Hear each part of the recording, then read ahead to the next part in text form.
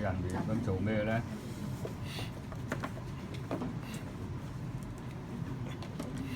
跟住我哋用個刀，嗱記住啊，用個刀嘅刀角，唔好用個刀肚，用個刀角呢個角啊，咁揸住，好似揸原子筆咁啦啊。咁呢隻手咧，呢一隻手指頂住呢個位，擺喺度。咁大概放個刀落去咧，你刀嚟到呢度嘅時候咧，嗰個位置就差唔多啦。啊，咁然後咧，我哋用個刀角擺45度角，或者再低少少、高少少冇問題。啊，直啲同直啲、直啲冇問題。呢個唔係一定規定點樣揸㗎嚇，就唔係話一定要咁揸啊。但係咧，就自己嘅生理條件，我哋做一個呃咗落去刀角。但係我哋教你嗰陣時咧，初初就用葱刀或者切刀之類，但係而家最唔好啦。我哋俾一個更加容易嘅方法，因為最緊要你刻個章咧，就係你起多一條坑出嚟，然後開始闊或者做窄佢，或者做闊佢啊。咁呢個咧係你做到把刀做到呢樣嘢出嚟嘅時候咧，後期你先慢慢你領悟啦，領悟到點樣去衝啊！一啱落去，輕輕手，唔使太大力啊，做一條直線。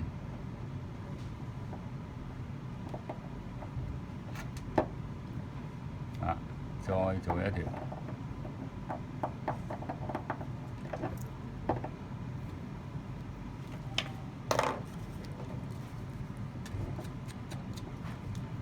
跟住咧去到呢度，好多同學都唔明嘅點樣轉彎嗱，一去到推到呢度嘅時候咧，轉彎點轉咧？石轉、刀轉。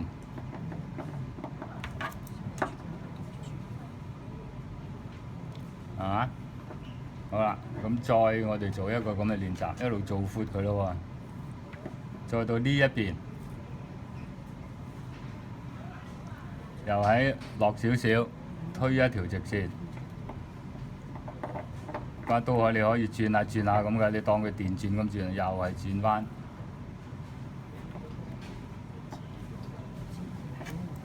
啊，咁一路咁做落去都得，好啦。咁做完呢啲之後咧，或者你得閒無事，你可以做一個練習咧，就係淨係推直線都得。你平日驚條直線唔直啊嘛，你咪爭咗一握住佢一推，再握住佢又一推，咁你就唔好理佢啦。啊，咁又喺咁樣嘅練習線條嘅時候咧，你係唔需要刻個印章，唔需要跟住筆畫，跟住又驚呢度斷，又驚嗰度錯。啊！呢個全無心理壓力之下做一個兩樣嘅同時練習。咁做完呢兩條線之後點咧？搭住呢條邊，睇到嘛？你要將佢放大，有上下兩條邊㗎呢條引，明唔明啊？係下邊呢條引搭住佢，跟住再去推。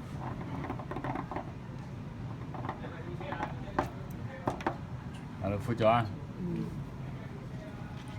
咁跟住咯，石轉、刀轉，咁我又做闊咗啦。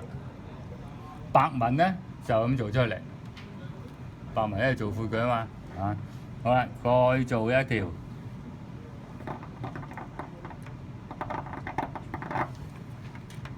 再彎翻落去，或者收一收呢度啊，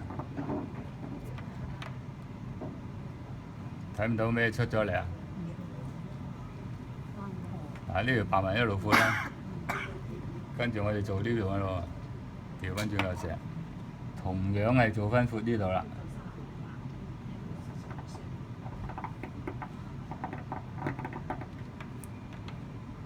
呢條係珠紋，明唔明啊？明啦。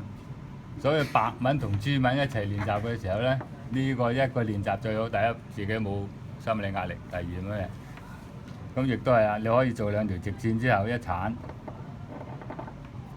再一條直線，跟住咧，如果你要做呢一條中間嘅珠紋嘅時候咧，你咪當白紋咁做咯，撐闊呢度，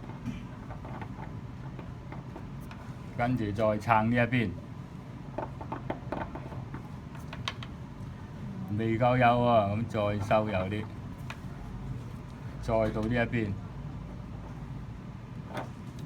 執分呢條珠紋出咗嚟，係嘛？所以做珠紋同白紋唔係冇咩分別嘅地方，只不過你係做個印紋嘅表現方式係唔同。你將白紋擴闊逼咗嗰條出嚟就係珠紋。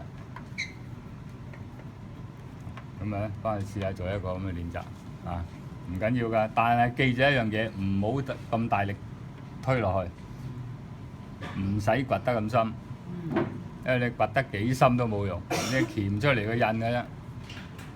你輕輕地咧，有時咧好簡單咧，你一樣輕輕手咧咁樣拉一刀啊，咁樣拉一刀嘅時候咧，已經可以鉗到出嚟㗎呢條線。咁少？